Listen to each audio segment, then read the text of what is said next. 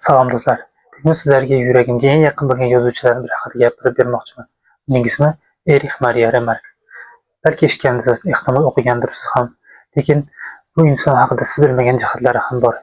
Ishonavering, u faqat urush haqida yozmagan.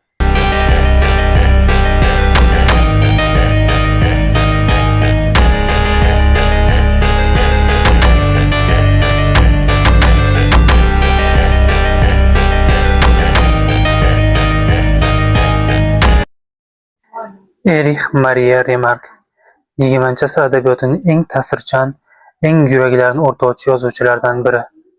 U o'z romanlarida insoniyatning azobini, urushning dahshatini va tinchlik orzusini hayqirgan ovoz bo'ldi.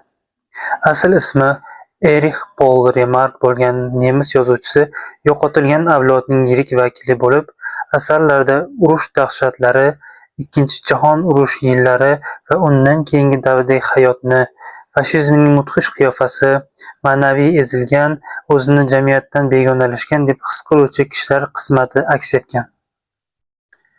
Remark Germaniyaning Osnabrück shahrida 1898-yil 22-iyunda tavallud topgan. Otasi kitob muqovalovchi bo'lib ishlagan.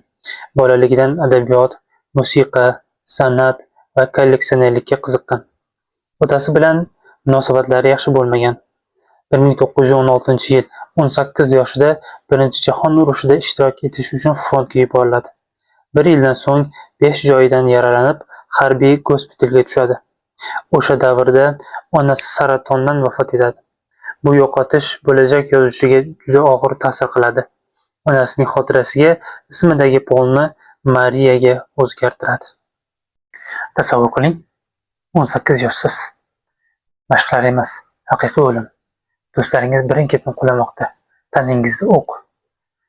Remark mana shu o'qlardan tirik qoldi, ammo bu tiriklik unga yanada og'ir kurashni, yanada og'ir urushni olib keldi. Bu ichki urush. Urushdan so'ng mahalliy maktabda o'qituvchilik bilan shug'ullanadi. Germaniyadagi iqtisodiy qiyinchiliklar sababli hisobchi, repetitor, organ chaluvchi musiqachi va hatto qabrtoshlar sotuvchisi bo'lib ishlagan. Ilk romani Ufqdagi bekat nomi bilan 1928-yil nashr etiladi. 1929-yil G'arbiy frontda o'zgarish yo'q asari e'lon qilindi. Asar o'quvchilar orasida katta shuhrat qozondi. Asar 20 yoshli nemis yigitlarining urushdagi qiyofasi, urush keltirgan dahshatning inson taqdiridagi qiyofasini gavdalantirgan. Asar atigi 6 hafta ichida yozilgan. G'arbiy frontda o'zgarish yo'q asari asosida film ishlangan. 1930-yil 4-dekabrda film premyerasi o'tkazilishiga Iosif Goebbels boshchiligidagi natsistlar qarshilik ko'rsatgan. Asar uchun Remarkka tinchlik bo'yicha Nobel mukofotini berishmoqchi bo'lishgan, ammo nemis zobitlari ittifoqi bunga qarshilik qilgan. Asar uchun natsistlar Remarkni Germaniya fuqaroligidan mahrum qilishgan. 1933-yil Gitler hokimiyat tepasiga kelgach, adibga mamlakatni zudlik bilan tark etishi haqidagi maktubni yo'llashadi va u Shveysariyaga jo'nab ketadi. Adib hayotida chuqur iz qoldirgan muhabbati amerikalik kinoaktrisa Marlene Dietrich edi.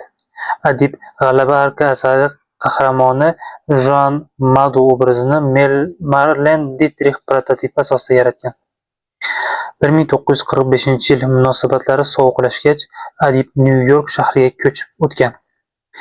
1943-yil 16-dekabr kuni Berlin qamoqxonalarining birida 43 yoshli tikuvchi Elfriede Scholz gilyotina yordamida qatl qilinadi.